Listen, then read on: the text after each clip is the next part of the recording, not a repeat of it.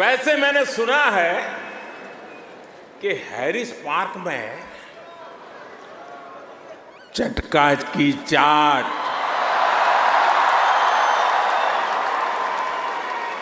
Jaipur sweets की जलेबी, उसका तो कोई जवाब ही नहीं है। चाहे कोई राष्ट्रीय सम्मेलन हो या अंतर्राष्ट्रीय सम्मेलन, पीएम मोदी ने संबोधन के लिए अंग्रेजी की बजाय हिंदी को तवज्जो दी।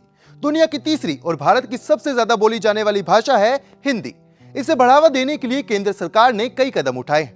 नमस्कार, मैं हूं आपके साथ Gohit Kaushik. India TV explainer में जानेंगे पीएम मोदी के कार्यकाल में हिंदी भाषा को बढ़ावा देने के लिए क्या खास किया गया। मानसून कहर बरपा रहा है। जानते हैं इन तमाम सवालों का जवाब। शैक्षणिक संस्थानों में आरक्षण का मुद्दा सवाल बड़ा।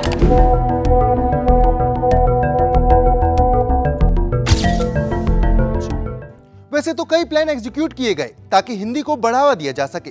सबसे पहले आती है नई शिक्षा नीति। मोदी सरकार की ओर से पेश की गई नई राष्ट्रीय शिक्षा नीति को इसके लिए एक बड़े कदम के तौर पर देखा जा रहा है। इस नीति में त्रिभाषा फॉर्मूले को जिस तरह बनाया गया है और जिस तरह से 3 में से 2 भारतीय भाषा रखने की बात की गई है, उससे हिंदी का दायरा और बढ़ेगा। अब तक गैर हिंदी भाषा राज्य सिर्फ अपने प्रदेश की भाषा और अंग्रेजी का प्रयोग करते थे।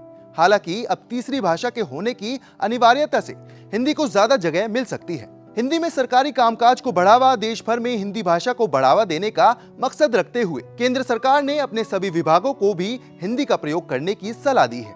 केंद्र की मोदी सरकार ने हिंदी के विकास की ओर कदम बढ़ाते हुए विभिन्न प्रोफेशनल कोर्सेज को भी हिंदी भाषा में ही पढ़ाने पर जोर दिया है। सरकार द्वारा मेडिकल और इंजीनियरिंग की पढ़ाई भी अब हिंदी भाषा में करवाई जा रही है। हाल ही में मध्य प्रदेश के सभी 13 सरकारी मेडिकल कॉलेज में हिंदी भाषा में पढ़ाई की शुरुआत की गई। यूएन में भी हिंदी को बढ़ावा दिया गया। हिंदी सिर्फ भारत नहीं बल्कि फिजी, मॉरिशस समेत कई अन्य देशों में प्रमुखता से बोली जाती है।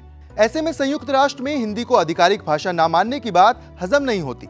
इसलिए मोदी सरकार ने हिंदी भाषा को संयुक्त राष्ट्र की आधिकारिक भाषा का दर्जा दिलाने के लिए कई बड़े कदम उठाए हैं।